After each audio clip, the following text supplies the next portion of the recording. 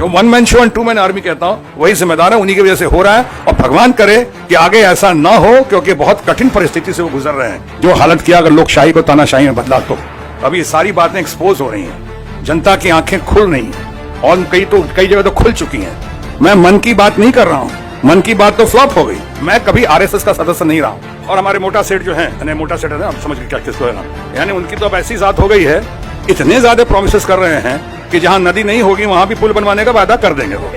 आप कहेंगे यहाँ तो नदियों नहीं के हजूर तक कोनो बात नहीं के बबुआ पुलिया ले लो, नदिया के काबा नदिया तो कभियो आई कभियो चल जाए, नदिया तो टेम्पोररी भी है, पुलिया परमानेंट रही ना, रख लो पुल, अब बन जा फूल एक तरह से।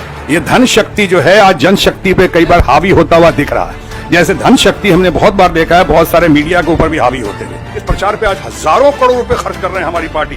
काश उतना ही विकास का नारा देने वाले पार्टी अगर वही विकास देश या देशवासियों के लिए किया होता तो क्या से क्या हो जाता। भावने वायदे 15 लाख की बात नहीं, रोजगार की बात नहीं, मैं तो कहता हूँ स्मार्ट सिटी 100 स्मार्ट सिटी की बातें की एक तो दिखा लें, एक स्मार्ट मैन के अलावा दूसरा स्मार्ट मैन भी दिखा लें पार्टी में। उसके बावजूद आप कहते हैं आपकी जरूरत है कि आप कहते हैं कि ढकोसला है। आप जो करें, जितने वायदे कर रहे हैं वो सब रासलीला है, और ये जो करें हम जो करें अब वो खोखला है और ढकोसला है, यानी करेक्टर ढीला है। आप करें रासलीला, हम करें करेक्टर ढीला, ये नहीं चलेगा। यही समझाने की कोशिश करते थे। तभी हमने कहा जब नाश मनुष्य पे छाता है पहले विवेक मर जाता है। तो कई बार कह चुका हूं, आप जरा पूछ तो लें किसी बच्चे से भी, किसी से, कि 5 मंत्री का नाम बताओ तो बता दे, तीसरे चौथे के बाद अटकना शुरू हो जाएगा।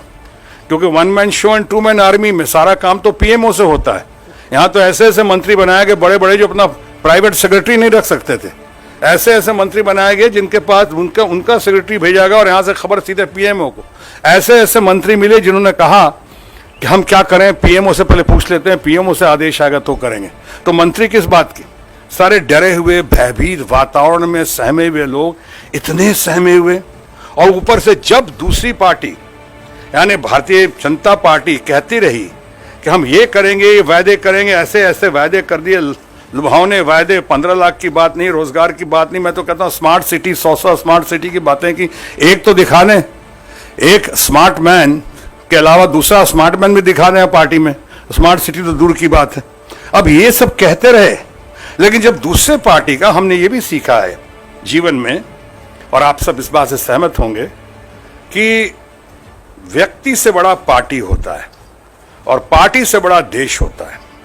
मैंने आज तक जो बातें की हैं वो देश हित में की हैं, जग हित में की हैं। मैंने अपने लिए तो कभी कोई लाइसेंस नहीं मांगा, अपने लिए तो कोई डील नहीं किया हमने, अपने लिए कोई फैक्ट्री तो नहीं मांगी, अपने लिए कोई कट कमीशन या रफेल में इधर उधर तो नहीं मांगा हमने। तो हमने जो किया लोगों के लिए किया, किसानों की बातें की, हमने युवाओं की बातें की, हमने रोजगार की बातें की, हमने ये जो अपने वायदे किए वायदे नहीं पूरे किए और उसको जो आप कहते गए, जवाब देते गए, जिसको बिहार की भाषा में कहते हैं थेथराई। एक तो करना नहीं, ऊपर से दलीलें देना, थेथराई करते रहना। और जब हम इनसे बात करते थे, जितने लोग पहुंचते कोई सुनने को तैयार नहीं। हमारी पार्टी में कहा जाता था शुरू से कि संवाद होना चाहिए, संवाद जरूर चलना चाहिए। तो संवाद तो कभी हुआ ही नहीं, कोई ऑटोग्राफ तो लेना नहीं है, तो मैं उनसे बात करके क्या करूंगा। One man show and two man army, मैं आपको फीडबैक देना चाहता हूं, सच्ची बातें आपको बताना चाहता हूं। मैं ये सब बातें करता रहा, धरकर पूरी कोशिश करता रहा, और वो पूरी कोशिश करते रहे कि जो उनके पैमाने पे खरा नहीं उतरे उसे आप काटते जाओ। आप खुद ही देख लें, अभी भारतीय जनता पार्टी के बड़े लीडरों के पास कभी कोई संरक्षण नहीं, कोई प्रोटेक्शन नहीं, कोई इंकरेजमेंट नहीं कि आपको ऐसा बोलने की क्या जरूरत है। जिस प्रचार पे आज हजारों करोड़ रुपए खर्च कर रहे हैं हमारी पार्टी, काश उतना ही विकास का नारा देने वाले पार्टी अगर वही विकास देश या देशवासियों के लिए किया होता तो क्या से क्या हो जाता। हजारों करोड़ जहां प्रचार प्रसार पर खर्चा किया, उस पार्टी ने अपनी, उस पार्टी के मुखिया ने, सुप्रीमो ने, हमारे भाई नरेंद्र मोदी जी, व्यक्ति से बड़ा पार्टी और पार्टी से बड़ा देश होता है, जब समझाने की कोशिश की तो उन्हें लगा गद्दारी कर रहा हूं मैं, बगावत कर रहा हूं मैं। तो फिर मुझे कहना पड़ा कि अगर सच कहना बगावत है तो समझो हम भी बागी हैं। कि इस पार्टी ने सही कदर नहीं की लोगों की, और ना अपनों की, ना तथा कथित परायों की। इन्होंने विरोधियों को दुश्मन की नजर से देखा। जब हम ये दुश्मन की नजर, हालांकि मेरा ये मानना है कि आपका विरोधी जो है, जैसा आडवाणी जी ने कहा, आपका एडवर्सरी हो सकता है, आपका दुश्मन नहीं हो सकता है। वो भी इसी परिवार का, इसी समाज का है, किसी का बेटा है, किसी का मामा है, किसी का भाई है। और वो जो कह रहा है वो भी नेशनल इंटरेस्ट में कह रहा है। जब हम राहुल जी की बात करते थे कि देखिए एक तरीका होता है, आप उनको कदर कीजिए, मनमोहन जी से कुछ सीखिए। उन्होंने ऑर्गेनाइज लूट और जो बात की थी पूरे देश को चुप गई थी बात की, इतनी बड़ा आदमी कोई ऐसा बोलना पड़ा, और सही बोला उन्होंने। ऐसे अर्थशास्त्री से, ऐसे जबरदस्त विद्वान आदमी से आप नहीं पूछ के। और जब मैं कहता था कई बार बातचीत में, अपने मीटिंग्स में कही कि देखिए एक तरीका होता है, स्पोर्ट्समैन स्पिरिट होता है कि अगर आपका ओपोनेंट भी या ऑपोजिशन भी अगर अच्छी बात करे तो उसको दाद देनी चाहिए, उसकी तारीफ होनी चाहिए, और अगर नहीं अच्छा लगता है तो भूल जाइए, लेकिन अच्छा लगता है तो सलाम कीजिए। दुनिया की सबसे कीमती और सबसे बड़ी पार्टी नहीं, पार्टी का दफ्तर, मेरा ख्याल है वो भी शायद सैकड़ों हजारों करोड़ के बनाए हैं यहाँ पे। या इतनी बड़ी पार्टी में जिस तरह टेलीफोन से कोई सामने से गुजरा, कोई चाय लेके आया, उसको मेंबर बनाते गए, और बनाते बनाते कहते, कोई कहता है 11 करोड़ मेंबर है, कोई बोलता है 7 करोड़ मेंबर है, कोई बोलता है 10 करोड़ मेंबर है। पता नहीं कैसे बने, कब बने, कहाँ बने। मैं तो चश्मदीद गवा रहा हूँ। किसी ने टेलीफोन किया, पूछा क्या नाम है इसका, कहा ये बालमुकुंद, कब बना दो मेंबर इसको, ठीक है अपना मेंबर। जो आए शर्मा जी भी मेंबर बन गए, वर्मा जी भी मेंबर बन गए, बनते गए।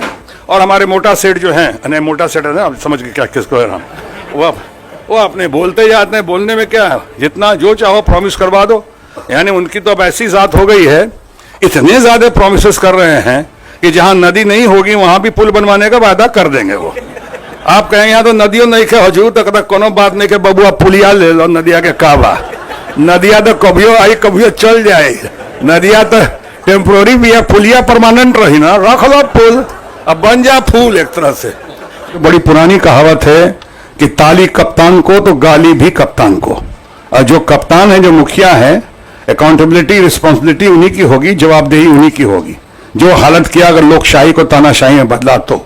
दूसरी बात मैं संक्षेप में खत्म कर दूं, दूसरी बात कि मैं डैशिंग डायनेमिक कहता था, लेकिन वो देखा था जिस तरह से वो वायदे कर रहे थे, जिस तरह से वो बातें कर रहे थे, जिस तरह से इरादे लेकर आए वो, जिस तरह से 56 इंच की छाती का इजहार किया उन्होंने, तो उस समय उनको डैशिंग डायनेमिक नहीं कहता तो किसको कहता, अमित शाह जी को कहता, उन्हीं को कह सकता ना, छप्पू जो वायदे कर रहे थे। अब उसके बाद, लेकिन आज मैं राहुल गांधी जी को कहता हूं कि राहुल गांधी जी डायनेमिक भी है। तो बड़ी पुरानी कहावत है कि ताली कप्तान को तो गाली भी कप्तान को। और जो कप्तान है, जो मुखिया है, अकाउंटेबिलिटी रिस्पॉन्सिबिलिटी उन्हीं की होगी, जवाबदेही उन्हीं की होगी। जो हालत किया अगर लोकशाही को तानाशाही में बदला तो। दूसरी बात मैं संक्षेप में खत्म कर दूं, दूसरी बात कि मैं डैशिंग डायनेमिक कहता था, लेकिन वो देखा था जिस तरह से वो वायदे कर रहे थे, जिस तरह से वो बातें कर रहे थे, जिस तरह से इरादे लेकर आए वो, जिस तरह से 56 इंच की छाती का इजहार किया उन्होंने, तो उस समय उनको डैशिंग डायनेमिक नहीं कहता तो किसको कहता, अमित शाह जी को कहता, उन्हीं को कह सकता ना, छप्पू जो वायदे कर रहे थे। अब उसके बाद, लेकिन आज मैं राहुल गांधी जी को कहता हूं कि राहुल गांधी जी डायनेमिक भी है, फेस ऑफ द नेशन है and future of the nation है राहुल गांधी। तो ये तो आप कहते हैं अपने ऑब्जर्वेशन और एक्सपीरियंस के आधार पे। आप ये शक्ति का संतुलन कहें या जो कहें, कहीं ये प्रचार तंत्र का हिस्सा तो नहीं है। ये धन शक्ति जो है आज जनशक्ति पे कई बार हावी होता हुआ दिख रहा है। जैसे धन शक्ति हमने बहुत बार देखा है, बहुत सारे मीडिया के ऊपर भी हावी होते हुए लोग राग दरबारी गा रहे हैं, लोगों को राग दरबारी गाने पे मजबूर किया गया है आज। तो कहीं इसका हिस्सा तो नहीं है। मैं तो देख रहा हूं ऐसी कोई दिक्कत नहीं है। मैं कभी आरएसएस का सदस्य नहीं रहा हूं, मेरी आपको भी जानकारी होगी। मेरे हो सकता है कुछ लोग शायद मुझसे इसलिए भी चिड़े हुए हों कि मैं आरएसएस के जरिए नहीं आया, जैसे यशवंत सिन्हा जी नहीं आए, जैसे अरुण शौरी जी नहीं आए। तो हम लोग तो आरएसएस नहीं है, हम लोग तो उतरे या उतारे गए अपने संघर्ष के आधार पे। मैं मन की बात नहीं कर रहा हूं, मन की बात तो फ्लॉप हो गई। आपने देखा है, आपने महसूस किया, कई लोगों के नाम लिए जो तानाशाही से, लोकशाही से तानाशाही के जो शिकार हुए, उनके ऊपर क्या गुजरी है और क्या गुजर रही है, क्या हुआ। इसलिए जिम्मेदार कौन है, तो मैं कहता ही हूं कि ताली कप्तान को तो गाली भी कप्तान को। जो मुखिया है वही जिम्मेदार होगा ना, मैं दूसरों को तो नहीं ढूंढूंगा उनका सहायक कौन है कौन है। जो 1 man show and 2 man army कहता हूं, वही जिम्मेदार है, उन्हीं की वजह से हो रहा है। और भगवान करे कि आगे ऐसा ना हो, क्योंकि बहुत कठिन परिस्थिति से वो गुजर रहे हैं। अभी ये सारी बातें एक्सपोज हो रही हैं, जनता की आंखें खुल रही हैं और कई जगह तो खुल चुकी हैं। आपका ब्लफ जो है लोग समझ रहे हैं। आप किसानों की बातें करें, नौजवानों की बातें करें, बेरोजगारों की बातें करें, प्रोमिसेस करें, खोखले प्रोमिस करें। मैं इस पे भी लड़ाई होती थी, कह के खत्म करता हूं। जब राहुल गांधी जी और आप लोग कांग्रेस परिवार कुछ कहती थी तो उनको कहा उन्होंने कि सब ढकोसला है, जिसमें कि 12,000 यानी मिनिमम गारंटी इनकम प्रोग्राम दिया, मनरेगा को इतना और मजबूत कर दिया, चमका दिया।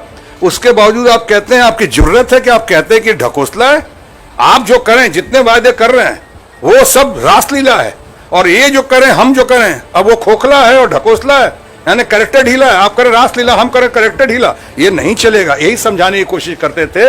तभी हमने कहा जब नाश मनुष्य पे छाता है, पहले विवेक मर जाता है।